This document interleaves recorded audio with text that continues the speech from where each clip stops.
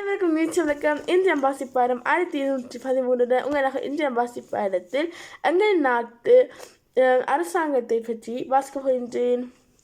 இப்பொழுது 3 கட்சிகள் இணைந்து ஆட்சி எங்கள் நாட்டில் செய்து கொண்டிருக்கிறார்கள்.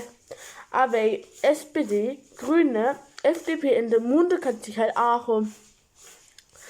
SPD தான் மிகவும் கூடுதலாக தேர்வெடுத்த கட்சி இருக்கும் நாள்.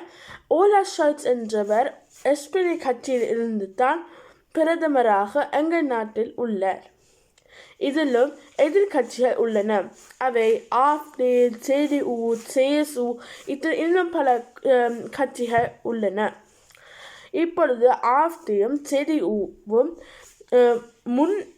முன்னாகவும் மிகவும் கூடுதலாக தேர்ந்தெடுக்கப்படும் கட்சிகள் ஆகின்றன.